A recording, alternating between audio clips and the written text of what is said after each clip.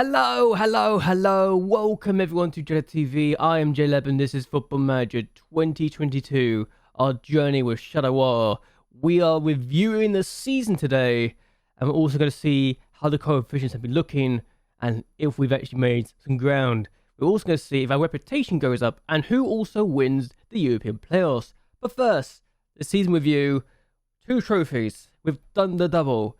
We've won the top flight for the second year running, something the club has never done because I never won the top flight until we arrived, and we won the Super Cup as well, which is very good. Very good. In the eyes of many, surprisingly, our goalkeeper was the best signing, which... do I feel like that's a mistake or not? Because I look at Gustafsson, and I genuinely think he might be the best signing because, you know, we paid nothing for him, and he got 12 goals and 13 assists with a 7.21 average rating. Should I feel a little bit annoyed that that guy is not our signing of the season, or should I not? Felipe Romagno is second place though, another free signing, this time was Venezuela, and 1 goal he got all year, but he was very consistent at 7.13 average rating, despite the fact he was a centre-back. And he got Dasa, who got 9 assists, got a 7.13 in average rating in 43 matches. Omar Govier, despite not starting half the games, was still consistent enough to get a 7.0 rating. 1 goal, 5 assists, very useful to say the least, and it's really good. The fact that our goalkeeper was the signing of the season despite costing 150,000 and only getting a 6.98 average rating is maybe disappointing, but also he's 33, it makes sense. Now, admittedly, there are some other signs we made: Adosi, Yankov, Lopez, and Sal. Sal we sent out on loan. Lopez only started twice, but that's with Badgers in the team, so it would be difficult to really replace him. So Lopez is more long-term, despite costing 1.3 million, scoring 6 goals, 4 assists in the 36 matches. He wasn't really a starter for me this year. Next year, there's a different story, but it made sense to not throw in the first team straight away. While Yankov got 2 goals and 5 assists, a 6.96 average rating, so not bad. Edosu with 11 goals and 5 assists, though, was also pretty good. Now, the players we let go, a lot of them you probably won't recognise, with Biero selling for 170,000, Kawamoka selling for 230,000, Kofi selling for 900,000, and he didn't play at all that much at all for Norwich. Lazar selling for 400,000, so we made some profit here. Keita selling for 200,000, so I don't think we made some bad deals here with some of the sales we made. Yes, Akib was also out on loan, but yeah, honestly, we got hit with his salary. I don't care about that. We did get a load of loans out though. Bayo going out on loan, getting a 7.56 average rating. We gave him a new deal because he was doing so well. Delphi, I genuinely don't think I'm going to give a new deal to next year because I don't think he's been amazing in developing, which is a shame because he's 22. Hamas, Bokamir, the Scott also did pretty well in their loan spells. Basile did okay in his loan spell, as did Ekot, the best, and Stalios. So Stalios, I was hoping we'd do more, but again, he was playing for a side that was not really doing so well in his position. Mace out on loan was okay, and it was one of those things to really look at and maybe ask, oh, what could we do more in the future? Season results, despite not getting first place in the regular season, we still won league overall because we did better than Société Bruges in the last 6 games, which really was what won us the league. We start 1 point behind, we finished 1 point ahead.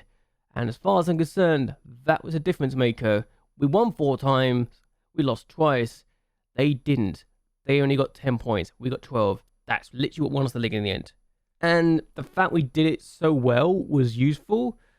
Now, admittedly, this is run of fixtures will annoy me because we lost twice away from home. One of our home games was useful.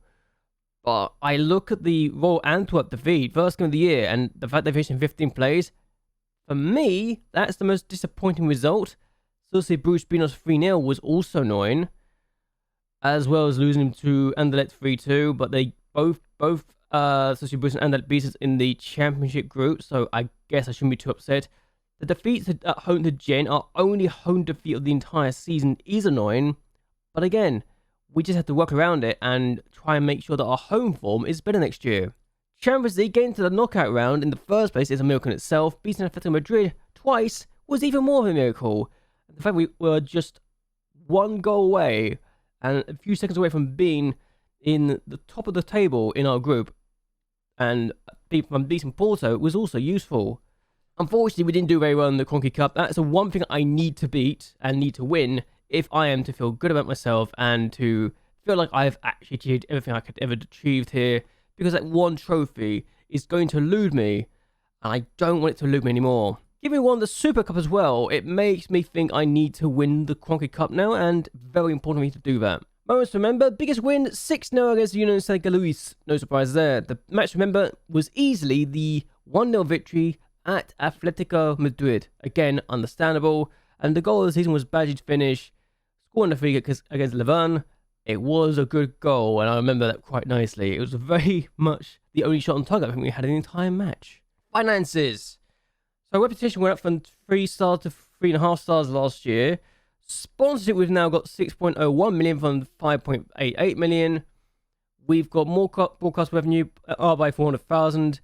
Corporate hospitality almost up by 1.4 million. The prize money of 30.36 million is very good. And matchday commercial and retail up by 215,000. The fact we also managed to gain 304,000 in merchandise sales, and the fact we got over 30.4 grand in non-domestic is also useful. We sold 5,199 shirts. Gustafsson, Ali, Moika, Yankov, and Stefan, the highest shirt sellers.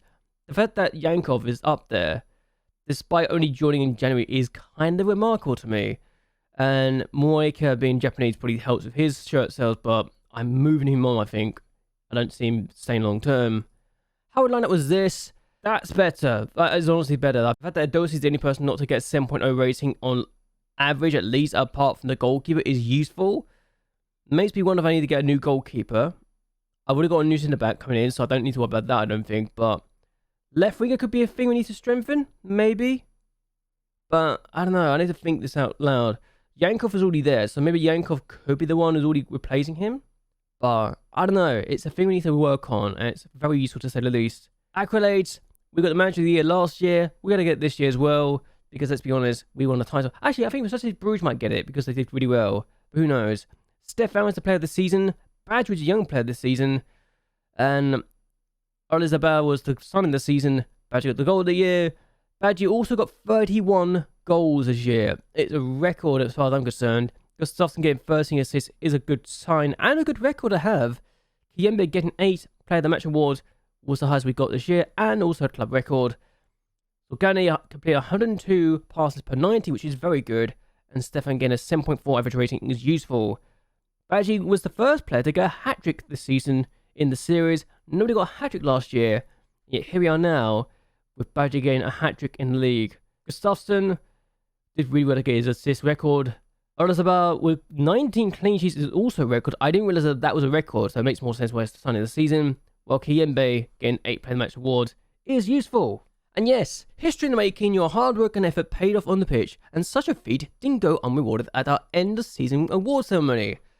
Charleroi flew out of the traps and set themselves up for this most magical of outcomes. We won the Jupiler Pro League and the Pro League Super Cup. That spell of football at the start of the season was the maker of Charleroi. It really set them up for success. Personally, the fact we've won the title for the second year running despite getting the knockout round of the Champions League is a very good omen for me, and it bodes well as far as I'm concerned. And I think we're going to be doing a lot of good things this year. I really do. So, players inducted to the overall best 11. We've got quite a few players here. Gustafsson was inserted into this as well. No surprise there. Dasa, Romagna, Govier, Olibazar, and Adosi included into this. The fact that we've got this best 11 now, and it's very useful that Camera's there as the main goalkeeper. He did get a better average rating than Azaba. Jackson's still in there with 7.24 average rating. The fact that Adosi is the starter in this lineup now is a bit concerning. It also tells you how bad our left wing was before. I don't think the other person that was in here beforehand is even here now, so let's look at this. Yeah, Moika got a 6.67 average rating last year. That was an area we needed to replace, and we replaced him easily. And my word, have we replaced him. Not just with him, but also Yankov as well, with a 6.96 average rating in 16 matches. So I think we've made a good step in our bid to strengthen the side, and it felt like a good team now. And yeah, it's been a good season from our point of view. What do they want with next year? Top 5 finishes again, reach the playoffs of the Champions League, which actually might be difficult, but the chairman is looking to sell the club. So, this could be interesting. Imagine if we get a tycoon takeover. Now we've won 2 titles in a row. That would be fascinating to me. I doubt it will happen, but it's interesting to say the least. They want to play defensively solid football, possession football, high tempo pressing football, and make the most out set pieces. I'm not going to complain, because it's not that bothering to me. We're within the wage budget, and minimum 2-year contracts for first-team players. So, yeah, that's nice. Oh, boy. All right, let's talk to the players, and we are going to go for the top 6 again, because let's be honest, it would be a bit of a surprise if we did not try that. Get to the proper round to the Champions League, and then we won't talk about any promises we don't need to right now. So let's go with that. I think this squad is stronger than it was last year, and that's a good sign. Is it amazing? Probably not, but it is useful to have the situation, and we have options to go. I was stuck in Belgium because I don't really care to leave, not that I had a choice. But either way, we're going to see who wins the European playoffs, and we'll be right back. So, see you in a bit. So this has changed the game a little bit, I like to think. Wouldn't you agree? I mean, the opportunity to be spending this kind of money because the Champions League is very exciting. Wage budget of 300,000 and transfer budget of 13.63 million. Oh boy, that is exciting. What if we can do that kind of money, eh? We turn this team into the best team in Belgium now, outright, and not just because of trophies, but also on paper. Could we even sign Badger on a permanent basis? I doubt it, but it's nice to dream, right? So good news, Anderlecht did win the European Places playoff final to get into Europe. Gent did try to fight back a few times, but honestly, they were never good enough, and let's be frank, it's Anderlecht. You should be expecting Anderlecht, of all teams, to be winning this game, even if Gent are not a bad team. It's Anderlecht. They're probably the best team on paper right now. In fact, I could just show you this. My point's been proven there. Anderlecht are the best team on paper. They should be winning against Gent, who are even worse than us on paper, and that's not a good sign when we're better than you on paper, even if we've just won the league 2 years running. Yeah, that's a thing I'm just going to keep saying now. Slightly awkward, think about it out loud, isn't it? You know what? You know how things go. I talk to you guys, I press continue once, and suddenly all these options come up, and Deadline won the Pro of the season. Kiembe missed out, just about. I don't know how he missed out, but he missed out. I guess it's because of Player of the Match Awards. Oh, it is. It's literally Player of the Match Awards. So that's why Kiembe is only second. Good to know. Badgie was the Rookie of the Year. I'm guessing there's a criteria of being younger than 23 or something like that. He's not a rookie anymore. He's got 2. He's done this twice in a row now. Either way, gotta congratulate Badgie in doing well there. And I'm in the shortlist for the manager of the season, along with Ruud Gullit. And I'm just gonna say this here now. Cercle Bruges' manager did really well, so I'm gonna give him the nod. I think he's probably the best manager of the bunch, because he's taken a team that should not be anywhere close to a top 3 finish into second place. He's done amazing work. He really has. Yeah, Badgie got the best average rating, and all of my players are here. All of my players are here. That's amazing. Hotik got the most assists. He beats Gustafsson by 2 assists, which is a shame, but it is the case. While Badgie and Addy were in the top 2 for goal scorers, Badgie got 30 goals, Addy got 20 goals, and the next best player was one of Club Bruges' players who only got 16 goals. It really is a sign of how good our team was. Even if Cercle Bruges' goalkeeper was absolutely ridiculous, in 38 games, got 26 clean sheets and only conceded 17 times. That's mental. We were nowhere close in the end. Even if we got a third place in the end. And our 4 of our players got in the Team of the Year, because why wouldn't they be? So we also got the Team of the Year. We've got Kiembe, Stefan, Gustafsson, and Badgie in the starting lineup. And on the bench, you got Dasa, Ali, and our goalkeeper, Elizabeth, in this. Which is a good sign that we've got about 7 players involved in the Team of the Year out of the 18, which I like to think is a good sign. Man of the Year again. I am not good. I can't vote for myself, so I'll just go for the two managers that did really well, and they did do really well. So personally, they're doing quite well for themselves. If I don't get the manager of the year, I wouldn't be upset, since, you know, some of those managers in that list did really well to get their teams in the position they did. So I can't complain.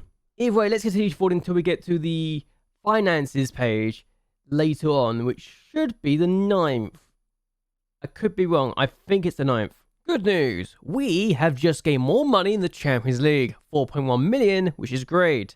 We got to receive it, apparently, for the Champions League television revenue, and we've also received 981,000 for the coefficient rating pool money in the Champions League. So that's good. That's really good, actually. I didn't think we could get this sort of money. We've now got 22 million in the bank. I'm given the 13 million transfer budget. I think we're going to be safe for the time being. I really do. Good stuff. Really good stuff. Even if our financial status is only okay. Why only okay? I'm very confused. Obviously, we are not the overachievers in the Champions League because Celtic beat Man City.